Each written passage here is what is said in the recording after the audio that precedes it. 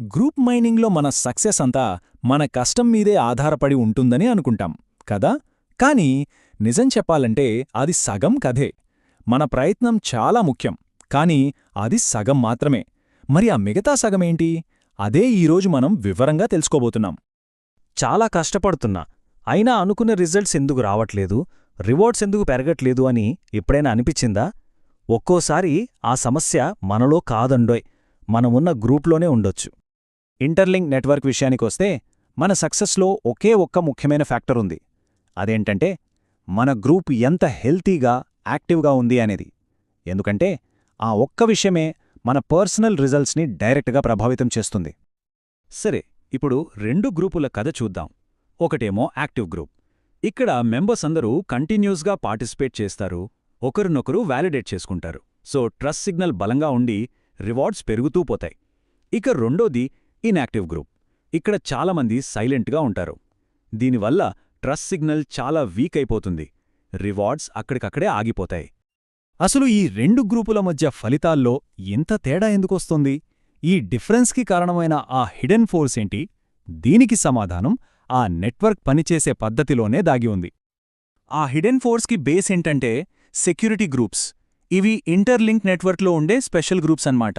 ఇవి multinode consensus అనే ఒక ప్రిన్సిపల్ మీద పనిచేస్తాయి.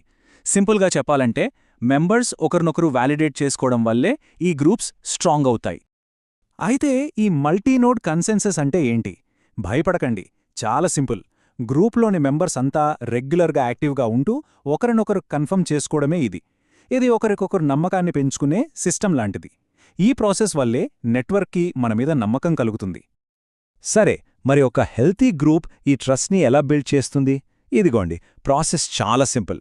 స్టెప్ 1, ఒక మెంబర్ నెట్వర్క్లో యాక్టివ్గా పార్టిసిపేట్ చేస్తారు. స్టెప్ 2, మిగతా యాక్టివ్ మెంబర్స్ ఆ యాక్టివిటీని వ్యాలిడేట్ చేస్తారు. స్టెప్ 3, ఇలా చేయడం వల్ల గ్రూప్ మొత్తం యొక్క ట్రస్ట్ సిగ్నల్ బలంగా తయారవుతుంది. అంతే. సో మనం గుర్తుపెట్టుకోవాల్సిన మెయిన్ పాయింట్ ఇదే. మన ట్రస్ట్ సిగ్నల్ ఎంత స్ట్రాంగ్గా ఉంటే మన రివార్డ్స్ అంత ఎక్కువగా ఉంటాయి. Simple logic. గ్రూప్ ట్రస్ట్ పెరిగితే రివార్డ్స్ కూడా పెరుగుతాయి. ఈ తేడా చూస్తే మనకే క్లియర్గా అర్థమైపోతుంది. చూడండి, యాక్టివ్ గ్రూప్ యొక్క ట్రస్ట్ సిగ్నల్, దాని రివార్డ్స్ రెండూ హై లెవెల్లో ఉన్నాయి. అదే ఇన్యాక్టివ్ గ్రూప్కొస్తే సిగ్నల్ అండ్ రివార్డ్స్ రెండూ చాలా తక్కువ. ఈ ఒక్క కంపారిజన్ చాలు మొత్తం స్టోరీ చెప్పడానికి. కానీ కథలో మరో ట్విస్ట్ ఉంది. గ్రూప్లో మెంబర్స్ ఇన్యాక్టివ్గా మారితే ఏమవుతుంది? అప్పుడు పరిస్థితి మొత్తం రివర్స్ అవుతుంది. దీని ఎఫెక్ట్ ఎంత తీవ్రంగా ఉంటుందో చెప్పడానికి ఒక మాటుంది. మెంబర్స్ ఇన్యాక్టివ్గా ఉన్నప్పుడు గ్రూపు పర్ఫార్మెన్స్ దెబ్బతింటుంది, రివార్డ్స్ అందరికీ తగ్గిపోతాయి, ఇంకా లాంగ్ టర్మ్లో మన ప్రోగ్రెస్ కూడా చాలా స్లో అయిపోతుంది. సో ఇన్యాక్టివిటీ వల్ల వచ్చే నష్టాలు చూశారుగా. గ్రూప్ పర్ఫార్మెన్స్ వీక్ అవుతుంది, అందరి రివార్డ్స్ పడిపోతే, లాంగ్ టర్మ్ గ్రోత్ ఆగిపోతుంది. అన్నింటికన్నా ముఖ్యంగా నెట్వర్క్ మన గ్రూప్ని ఒక లో క్వాలిటీ ట్రస్ట్ ఎన్వైరన్మెంట్గా చూస్తుంది. ఇదే పెద్ద ప్రాబ్లం. అందుకే ఫైనల్గా మనం అర్థం చేసుకోవాల్సింది ఏంటంటే, మన గ్రూప్ ఒక మల్టిప్లయర్ లాంటిది.